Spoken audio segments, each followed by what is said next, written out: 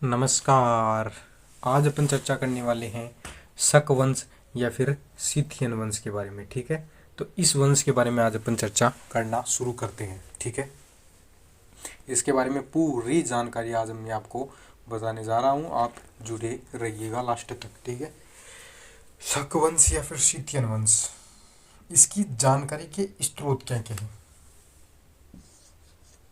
जानकारी के स्रोत,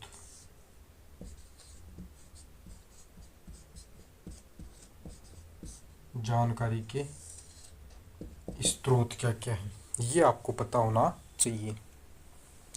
शकों की जानकारी के स्रोतों में पुरातात्विक स्रोत भी उपलब्ध है और साहित्यिक स्रोत भी उपलब्ध है। ठीक है, अपन पहले साहित्यिक स्रोत को जान लेते हैं। और साहित्यिक स्रोत में हमें क्या क्या मिलेगा? चीन से उल्लेख मिलेगा, चीनी ग्रंथ मिलेंगे और भारतीय ग्रंथ मिलेंगे।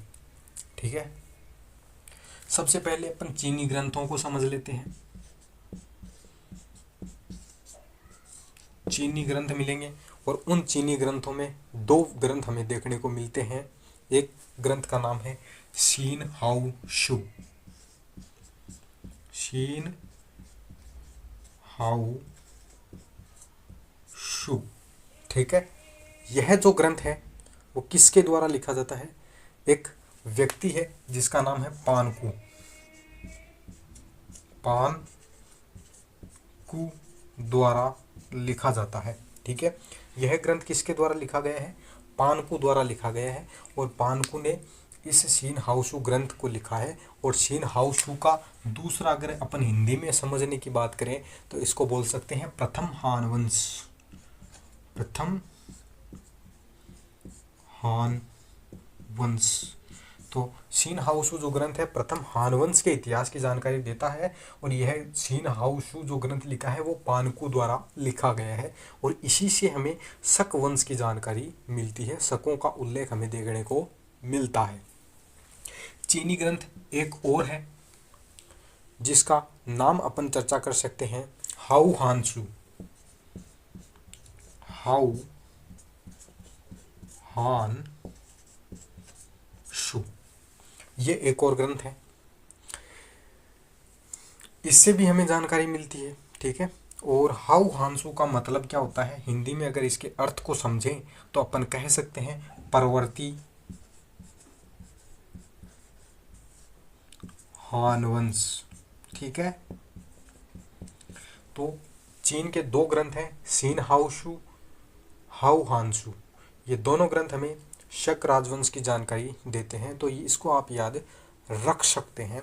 ठीक है, हाउ हानसू ग्रंथ के अंदर जो हमें इतिहास मिलता है, हाउ हानसू में जो हमें इतिहास मिलता है वो कब से कब तक का मिलता है? तो हमें 25 बीसी से लेकर के 25 बीसी से लेकर के हमें यह 220 बीसी तक का उल्लेख, 25 बीसी से लेकर के 220 एसी तक का। ठीक है, 220 एसी तक का हमें इतिहास देखने को मिलता है। ठीक है, तो इसको आप याद रख सकते हैं। और जो हाउ हानसू ग्रंथ का लेखक है उसको भी याद रख सकते हैं। इस ग्रंथ का जो लेखक था वो फान ए था। फान ए, इस व्यक्ति द्वारा हाउ हानसू ग्रंथ लिखा जाता है। तो ये वो चीन के दो ग्रंथ हैं शीन हाउशू और हाउ हानसू, जो हमें शक वंश के बारे में जानकारी उपलब्ध कराते हैं। ठीक है, अब अपन चर्चा कर लेते हैं भारतीय साहित्य की। ठीक है, साहित्य के अंदर हमें पता है ना जानकारी के पुरातात्विक और भारतीय साहित्यिक दोनों स्रोत मिलते हैं। तो हमें जो साहित्यिक स्रोत की चर्चा कर रहे हैं इसमें अपन ने दो ग्रंथ चीनी ग्रंथों की बात कर ली। अब अपन चर्चा करेंगे भारतीय ग्रंथों की। और भारतीय ग्रंथों के अंदर बात करें तो कई सारे ग्रंथ आ जाएंगे। भारतीय ग्रंथ, भारतीय ग्रंथों में कई सारे ऐसे ग्रंथ आ जाएंगे जहां से हमें इस शक वंश की जानकारी मिलती है। ठीक है, महाभारत और पुराण यहाँ लिख सकते हैं आप। महाभारत, रामायण, इनसे हमें जानकारी मिलती है। ठीक है, इनसे क्या जानकारी मिलती है हमें? इनसे हमें विदेशी जातियों का उल्लेख मिलता है, ठीक है। और वो विदेशी जातियाँ कौन कौन सी है? यवन, महाभारतों में उल्लेख किया गया है यवन, पल्लव, इन जातियों का उल्लेख किया गया है। और इन्हीं के साथ में शकों का भी उल्लेख हमें महाभारत में देखने को मिल जाता है, ठीक है। दूसरा ग्रंथ अपना है मनुस्मृति। और मनुस्मृति के अंदर हमें कौन कौन सी जातियों का उल्लेख मिलता है? विदेशी जातियों का उल्लेख मिलता है। तो इसमें बताया गया है मनुस्मृति में पारद, द्रविड़, ठीक है, पारद, द्रविड़, पल्लव और शक। ये जानकारी हमें मनुस्मृति से मिलती है, ठीक है। महाभारत और रामायण में यवन, पल्लव और शकों का उल्लेख मिलता है। मनुस्मृति में पारद, द्रविड़, पल्लव और शकों का उल्लेख हमें मिलता है, ठीक है। इसके अलावा अपन अगला ग्रंथ कौन सा ले सकते हैं? पुराण ले सकते हैं। पुराणों में भी हमें जानकारी मिलती है भाई, ठीक है। और पुराणों के अंदर कौन कौन सी जातियों का उल्लेख मिलता है? तो वो हमें मिलता है शक, इसके बारे में जानकारी मिलती है। मुंडकों के बारे में हमें जानकारी मिलती है। यवनों के बारे में हमें जानकारी मिलती है। और इन्हीं के साथ में अपन ने शकों की बात कर ली, शकों की, मुंडकों की और यवनों की जानकारी हमें मिलती है। अब अन्य ग्रंथ भी हो जाते हैं। अन्य ग्रंथ अब अन्य ग्रंथों में अपन कौन कौन सी की चर्चा कर सकते हैं? अन्य ग्रंथों में अपन बहुत सारे हैं जिनके बारे में अपन चर्चा कर सकते हैं। जैसे कि आप लिख सकते हैं गार्गी संहिता, गार्गी संहिता, ठीक है, गार्गी संहिता आप लिख सकते हैं, ठीक है। दूसरा एक ग्रंथ लिखा था विशाखदत्त ने, जिसका नाम है देवी चंद्रगुप्तम, देवी चंद्रगुप्तम। इससे हमें जानकारी मिलती है, ठीक है। इसके अलावा और कौन सा ग्रंथ हो सकता है? एक ग्रंथ और है जिसे अपन बाणभट्ट का ग्रंथ बोलते हैं, हर्षचरित, बाणभट्ट का हर्षचरित, ये ग्रंथ है जिससे हमें जानकारी मिलती है। और कौन सा ग्रंथ है? और एक और ग्रंथ है जिसका नाम है राजशेखर का काव्य मीमांसा, राजशेखर का काव्य मीमांसा। अब मैं आपसे एक सवाल करता हूं, आप मुझे बताइए कि देवी चंद्रगुप्तम ग्रंथ किसका है, हर्षचरित्र ग्रंथ किसका है और काव्य मीमांसा ग्रंथ किसका है? यह आपके एग्जाम में क्वेश्चन बन सकता है, ठीक है। इन ग्रंथों के लेखक कौन कौन हैं याद रखना, ठीक है। शकों की जानकारी हमें कहाँ कहाँ से मिल रही है? गार्गी संहिता, देवी चंद्रगुप्तम, हर्षचरित्र, काव्य मीमांसा। पुराणों से जानकारी मिलती है, मनुस्मृति ने भी जानकारी दी है, महाकाव्य और महाकाव्यों से हमें जानकारी मिलती है। इसी के साथ में और भी हमें एक व्यक्ति है जैन धर्म का कालकाचार्य व्यक्ति है, कालकाचार्य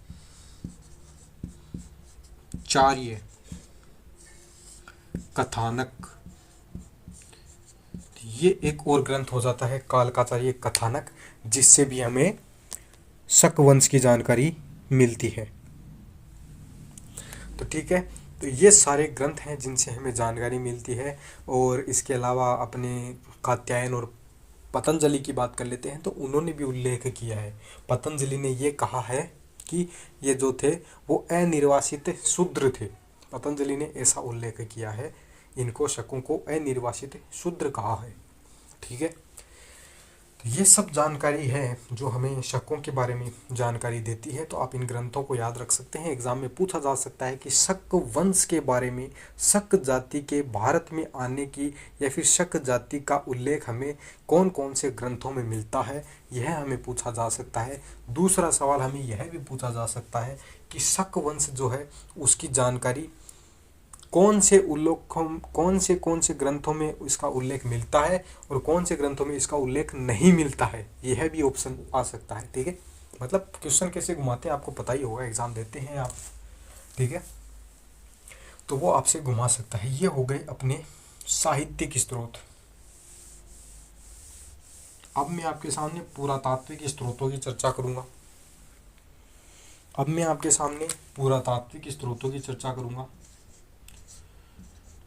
पुरातात्विक स्रोत, ठीक है। इन स्रोतों की मैं चर्चा करूंगा कि पुरातात्विक स्रोत कौन कौन से हैं जहाँ से हमें शकों के बारे में जानकारी मिलती है, सीथियनों के बारे में जानकारी मिलती है। शकों को सीथियन भी कहा जाता है, ये भी आप याद रखना। और पुरातात्विक स्रोतों में बहुत सारे हैं। मथुरा का जो संग्रहालय है वो पूरा भरा पड़ा है। मथुरा संग्रहालय, उसमें बहुत सारी चीज़ें रखी हुई है, ठीक है। मथुरा संग्रहालय में आप जाएंगे तो वहाँ आप देखने को मिलेगा आपको शकों के बारे में बहुत सारी चीज़ें, जैसे कि मथुरा के संग्रहालय में सिक्के भी पड़े हैं, स्तंभ भी पड़े हैं, मूर्तियाँ भी पड़ी हैं, ठीक है। एक दान पात्र है, उसकी भी बात कर लेते हैं। शोडास का दान पात्र, शोडास का दान पात्र, शोडास का दान पात्र,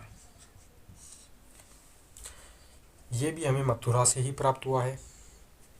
तो ये भी हमें शकों के बारे में जानकारी देता है। और मथुरा संग्रहालय तो मैंने आपको बताया भरा पड़ा है। जैसे कि मथुरा संग्रहालय की बात करें तो वहाँ पर क्या क्या पड़ा है उसकी चर्चा कर लेते हैं।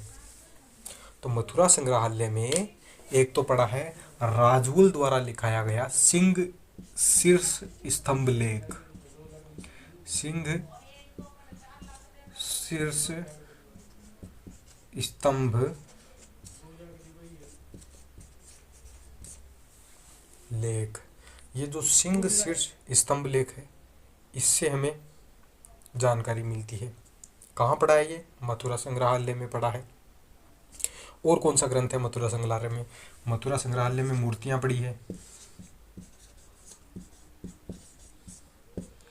मूर्ति पड़ी है, सिक्के पड़े हैं जो हमें शकों के बारे में जानकारी देते हैं, ठीक है। सातवाहनों की बात कर लेते हैं। पुरातात्विक स्रोत में दूसरा अपना आ जाता है सातवाहन। सातवाहनों ने भी जो लेख लिखवाए हैं उनसे भी हमें जानकारी मिलती है, ठीक है। इसके अलावा और कौन से क्षेत्र हैं? कनिष्क के लेखों से हमें जानकारी मिलती है। अगला अपन लिख सकते हैं कनिष्क के, क्योंकि कनिष्क के ये लोग अनुयायी हुआ करते थे, इसलिए कनिष्क के लेखों से भी हमें जानकारी मिलती है। कनिष्क के अंडर में रह करके ये छत्रप की उपाधि लेकर के ये क्या किया करते थे, ये प्रांत संभाला करते थे, इसलिए कनिष्क ने भी अपने उल्लेखों में अपने पुरातात्विक स्रोतों से हमें कनिष्क के लेखों से भी जानकारी मिलती है। तो ये हो गए पुरातात्विक स्रोत, ठीक है।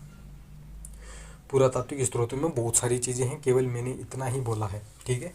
कनिष्क के लेखों से, सातवाहनों के लेखों से, मथुरा संग्रहालय से। अब मैं आपको एक एक बताता हूँ पुरातात्विक स्रोत, आप लिखते जाइए। एक तो हो गया शोडास का दान पात्र, शोडास का दान पात्र, ठीक है। दूसरा हो गया नहयान, ये राजा हुआ है नहयान, इसके बारे में अपन स्पेशल चर्चा करेंगे। एक राजा हुआ है उशावदात, उशावदात, ठीक है। इसने भी कई लेख लिखवाए हैं, उनसे हमें जानकारी मिलती है। एक राजा और हुआ है जिसका नाम है रुद्रदमन, या फिर इसे रुद्रदमन के नाम से जाना जाता है, रुद्रदमन भी कह सकते हैं, ठीक है। एक हो गया गोंडोफर्नीज, ठीक है, वो राजा नहीं है लेकिन उसके भी क्षेत्र में हमें देखने को मिलता है। गोंडोफर्नीज ने तख्त ए वाही लेख लिखा है, उससे हमें जानकारी मिलती है। नहयान की बात करें तो नहयान की हमें जानकारी कहाँ मिलती है? इसने नासिक में गुहा लेख लिखवाए थे, ठीक है। तो नासिक गुहालेख, नासिक गुहालेख, ठीक है, नहयान के, ठीक है। और एक जुन्नार का लेख, जुन्नार गुहालेख से हमें जानकारी मिलती है। रुद्रदमन की बात और रुद्रदमन की बात करें ना, उशावदात की बात करें तो इसका भी नासिक में गुहालेख मिलते हैं, इसके भी नासिक में गुहालेख मिलते हैं। रुद्रदामन की बात करें तो गिरनार का लेख, गिरनार लेख, ठीक है। ये गिरनार का लेख जिसे अपन जूनागढ़ लेख भी कहते हैं, यहाँ से हमें जानकारी मिलती है, एक व्यक्ति और आ जाता है जिसे अपन गोंडोफर्नीज, इसे गोंडोफर्नीज के नाम से जाना जाता है। और ये जो गोंडोफर्नीज हमारा हो जाता है, इससे भी हमें जानकारी मिलती है। गोंडोफर्नीज का एक लेख है जो हमें कहाँ से मिला है, पेशावर के यूसुफजई क्षेत्र से हमें मिलता है। ठीक है, पेशावर के यूसुफजई क्षेत्र से हमें मिलता है। और इसका जो लेख है उसका नाम है तख्तेवाही। ठीक है, तख्तेवाही, और इससे हमें जानकारी मिलती है। तो ये है वो शक वंश के बारे में जो हमें जानकारियाँ मिलती है। तो ये हो गई अपनी शक वंश के बारे में साहित्यिक और पुरातात्विक स्रोत। अब उनके भारत में आने की कहानी भी आपको सुनानी पड़ेगी। ठीक है, तो वो भी अपन चर्चा कर लेते हैं। भारत में आने की कहानी क्या है। ये सबसे पहले जहाँ पर रहते थे, शक जहाँ रहा करते थे, इनका मूल स्थान था सिरदरिया, अफगानिस्तान के उत्तर में पड़ता है। उत्तर में भी नहीं, बहुत ज़्यादा उत्तर में पड़ता है, जैसे कि अपना ये भारत का क्षेत्र हो जाता है। ठीक है, ठीक है, इस तरीके से कुछ भारत का क्षेत्र हो जाता है। ठीक है, ठीक है, ये कुछ भारत का क्षेत्र अपना हो जाता है। तो भारत के पास में आपको पता है इधर पाकिस्तान पड़ता है, इधर अफगानिस्तान पड़ता है। अफगानिस्तान के इस क्षेत्र में, इस क्षेत्र में और इस क्षेत्र में 3 अलग अलग देश पड़ते हैं। उन देशों के भी उत्तर में ये सिरदरिया क्षेत्र पड़ता है। जहाँ पर अपन कहें ना तो इधर पामीर का पठार है, पामीर के पठार के उस साइड में ये क्षेत्र पड़ता है। ठीक है, तो ये आप देख सकते हैं सिरदरिया जो है वो अपन कह सकते हैं उज्बेकिस्तान, आपने नाम सुना होगा, उस क्षेत्र में पड़ता है ये। ठीक है, उज्बेकिस्तान के भी उत्तर में पड़ता है। ठीक है, आप एक बार गूगल मैप पे चेक कर लीजिएगा सिरदरिया क्षेत्र कहाँ पड़ता है। फिर एक क्षेत्र आएगा बैक्ट्रिया, ये बैक्ट्रिया क्षेत्र कहाँ पड़ता है। ठीक है, बैक्ट्रिया के बाद में ये कहाँ जाते हैं, तो बैक्ट्रिया के बाद में ये कहाँ जाते हैं, तो ये हेलमंड घाटी में आ जाते हैं। ठीक है, तो आप हेलमंड घाटी, ठीक है, हेलमंड घाटी के बाद में ये बोलन दर्रे से होते हुए भारत में प्रवेश करते हैं। तो आप गूगल मैप उठाना और इन चीज़ों को आप चेक कर लेना कि बैक्ट्रिया क्षेत्र, हेलमंड घाटी, ये 2 क्षेत्र तो आपको अफगानिस्तान में मिलेंगे। सिरदरिया क्षेत्र जो है वो उत्तर की दिशा में मिलेगा। ठीक है, तो पहले ये सिरदरिया में रहा करते थे। अपनी कहानी शुरू करते हैं। पहले ये सिरदरिया में रहा करते थे। एक जाति हुआ करती थी, चीन की जाति थी, जिसे यूची जाति के नाम से जाना जाता है। ठीक है, चीनी ग्रंथ की मैंने बात की थी ना, उन ग्रंथों से हमें जानकारी मिलती है। ठीक है, चीनी ग्रंथ मैंने आपको बताया, सीन हान शू, हाउ हान शू। ठीक है, उन ग्रंथों से हमें जानकारी मिलती है कि यूची नामक कोई जाति थी और इस यूची नामक जाति ने शकों पर आक्रमण किया। और शकों पर जब आक्रमण किया तो ये शक वहाँ से सिरदरिया छोड़ करके भाग जाते हैं और भाग करके बैक्ट्रिया, जो कि उत्तरी अफगानिस्तान क्षेत्र में पड़ता है, इस उत्तरी अफगानिस्तान वाले बैक्ट्रिया क्षेत्र में आकर के निवास करना शुरू कर देते हैं। इसी बैक्ट्रिया को अपन अलग नाम से भी जानते हैं, जिसे बल्ख कहा जाता है। ठीक है, इसको बल्ख भी कहा जाता है। ये क्षेत्र कहाँ है, उत्तरी अफगानिस्तान में। तो सिरदरिया से यूची जाति के आक्रमण की वजह से इनको अपना स्थान छोड़ना पड़ता है शकों को, और शक वहाँ से भाग करके बैक्ट्रिया नामक क्षेत्र में बस जाते हैं। फिर यहाँ पर क्या होता है कि यूची जाति ने बैक्ट्रिया वाले क्षेत्र पर भी इन पे आक्रमण कर दिया, जिससे इनको बैक्ट्रिया से भी भागना पड़ता है। और बैक्ट्रिया से भागते समय ये 2 टुकड़ों में बट जाते हैं। कुछ लोग तो कपिसा नामक क्षेत्र में बस जाते हैं, कुछ लोग तो कपिसा नामक क्षेत्र पे बस जाते हैं, जो कि अफगानिस्तान में ही पड़ता है। ठीक है, और कुछ लोग ईरान की तरफ चले जाते हैं। और जो लोग ईरान की तरफ जाकर के निवास करना शुरू कर देते हैं, उन पर वहाँ पर भी आक्रमण हो जाता है। वहाँ पर पार्थियन निवास किया करते थे, तो पार्थियनों ने अपने क्षेत्र से इनको भगा दिया। शकों को पार्थियन अपने क्षेत्र से भगा देते हैं। तो आप ये कह सकते हैं कि ईरान के अंदर कौन से सम्राट रह रहे हैं, यहाँ पर पार्थियनों का शासन है, पार्थियन। तो पार्थियनों के साथ में इनका संघर्ष होता है, जिसके बाद में इनको ईरान से भी वापस भागना पड़ता है। आप सोच सकते हैं सिरदरिया से बैक्ट्रिया, बैक्ट्रिया से ईरान, ईरान से फिर वापस आकर हेलमंड घाटी में बसेंगे। फिर वहाँ से ये वापस हेलमंड घाटी में आते हैं। ये आप बना सकते हैं, हेलमंड घाटी, हेलमंड घाटी जो कि दक्षिणी अफगानिस्तान क्षेत्र में पड़ती है। तो यहाँ पर आकर के वो बसना शुरू कर देते हैं। ठीक है, तो ये है उनकी कहानी।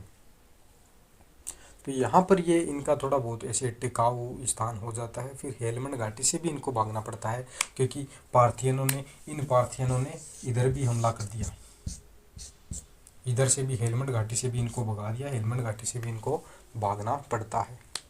और हेलमंड घाटी से भागने के बाद में ये क्या करते हैं, अफगानिस्तान होते हुए बोलन दर्रे से भारत में प्रवेश करते हैं।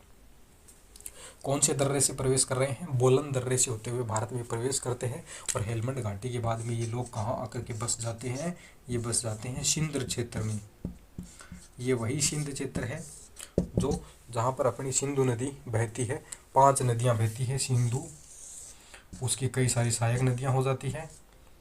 ठीक है, कुछ इधर से मिलती है जैसे कि झेलम, चिनाब, रावी, व्यास, कुछ नदियाँ इधर से मिलती है। तो ये पूरा क्षेत्र इनके अंडर में आ जाता है। ठीक है, सिंधु नदी वाला ये अपन चर्चा कर लेंगे कि इनका क्षेत्र कौन कौन सा हुआ करता था। तो ये आप देख सकते हैं कि ये क्षेत्र हो जाता है, सिंधु नदी बेसिन पूरा इनके अंडर में आ जाता है।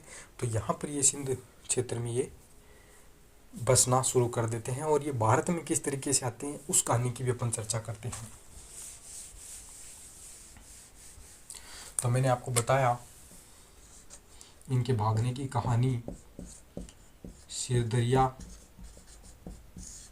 वहाँ से गेट आउट होगा, वहाँ पर यूची जाति ने आक्रमण किया, बैक्टीरिया में आए, बैक्टीरिया में युद्ध चला, तो बैक्टीरिया से भाग करके ये कहाँ आते हैं, फिर ये आ जाते हैं अपने, बैक्टीरिया से भाग करके ये ईरान चले जाते हैं,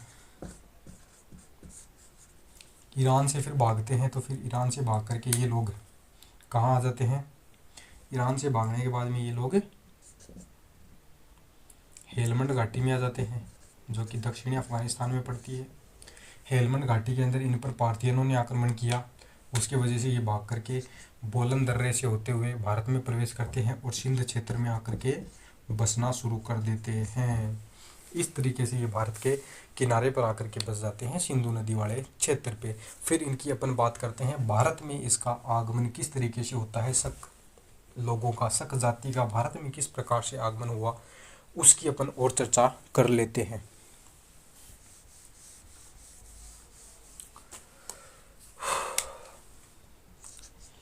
भारत में आगमन, क्षितियनों को भारत में किस तरीके से आना पड़ा उसकी अपन चर्चा कर लेते हैं। उज्जैन एक क्षेत्र हुआ करता था जिसको आप जानते हैं मध्य प्रदेश में पड़ता है। ठीक है, मध्य प्रदेश में उज्जैनी, इसको नॉर्मली उज्जैनी शब्द काम में लिया जाता है, उज्जैनी। इस क्षेत्र में एक राजा हुआ करता था गर्दभिल।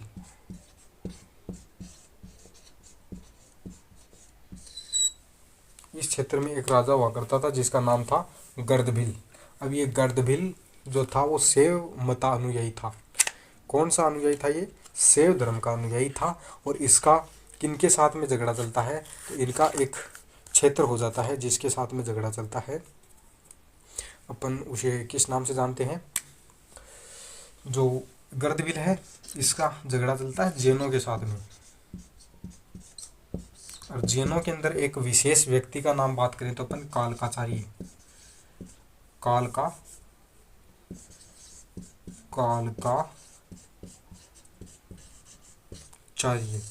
ये वो व्यक्ति है जिसके साथ में गर्दभिल का मतभेद शुरू हो जाता है। और गर्दभिल का जब मतभेद शुरू हो जाता है तो बाद में क्या होता है,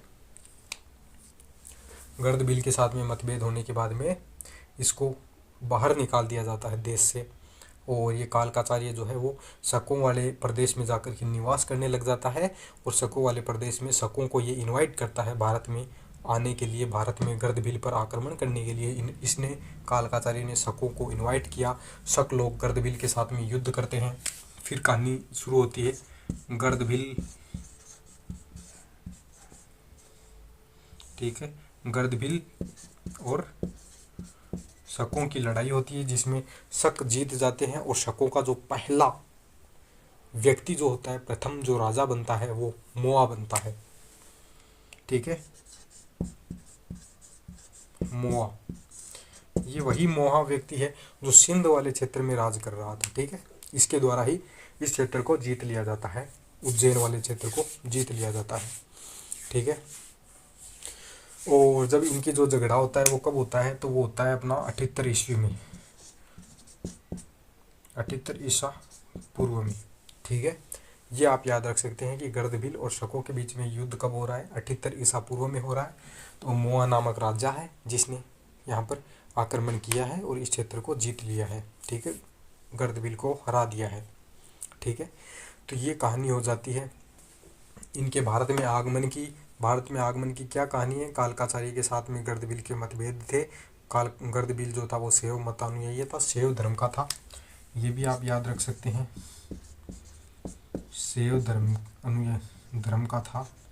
इसी वजह से इसका कालकाचार्य जैन धर्म के साथ में विवाद होता है और फिर जैन धर्म के अनुयायी कालकाचार्य ने शकों को भारत में आने के लिए इनवाइट किया और फिर शक भारत में आकर के गर्दभील के साथ में युद्ध करते हैं। युद्ध के अंदर 78 ईसा पूर्व में उज्जैनी के राजा गर्दभील की हार होती है।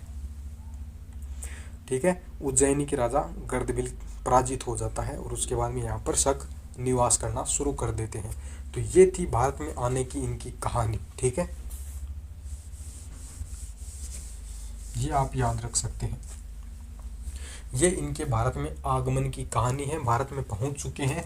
ठीक है, ये अपने इसको मिटा दिया, हेडिंग को, भारत में पहुंच चुके हैं। भारत में इनके कुछ क्षेत्र हुआ करते थे, उन क्षेत्रों की अपन चर्चा कर लेते हैं।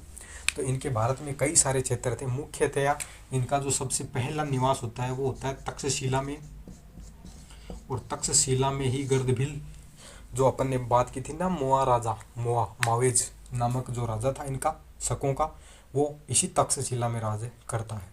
ठीक है, और तक्षशिला में इनकी जो राजधानी थी वो भी तक्षशिला ही थी। एक क्षेत्र और है जिसे मथुरा कहा जाता है, इस क्षेत्र में भी आकर के शक बस गए थे। इसके अलावा और कौन सा क्षेत्र है, तो एक क्षेत्र अपना महाराष्ट्र हो जाता है। ठीक है, और एक क्षेत्र अपना उज्जैन हो जाता है। ठीक है, ये वो 4 क्षेत्र हैं जहां पर शक आकर के बसना शुरू होते हैं और इनका संघर्ष यहाँ पर चलता है। जैसे कि अपन देखेंगे, महाराष्ट्र वाले जो शक थे इनको क्या कहा जाता था, छह रात शब्द काम में लिया जाता था, इनको छह रात कहा जाता था। तो छह रातों का किनके साथ में संघर्ष चलता है, सातवाहनों के साथ में संघर्ष चलता है, उसकी चर्चा अपन करेंगे। तक्षशिला के राजा कौन कौन से रहे हैं उनकी अपन चर्चा करेंगे। तो ये सब कहानी, इन चारों क्षेत्रों को अलग अलग से अपने को थोड़ा बहुत जान लेना चाहिए और इन्हीं के अंदर अपन राजा की भी चर्चा कर लेंगे। ठीक है, तो अब इसको तो मिटाते हैं और शुरू करते हैं अपने कहानी की। सबसे पहले अपन तक्षशिला क्षेत्र की बात कर लेते हैं। तक्षशिला, और इस तक्षशिला क्षेत्र में राज करने वाला जो व्यक्ति है उसका नाम, पहला जो व्यक्ति राज करने वाला है वो है मोआ।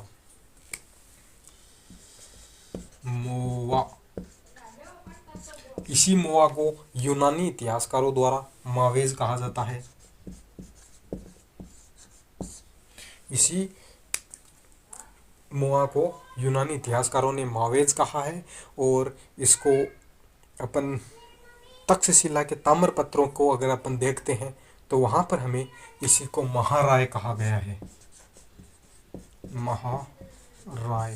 महाराय इसको कहा गया है, तो तक्षशिला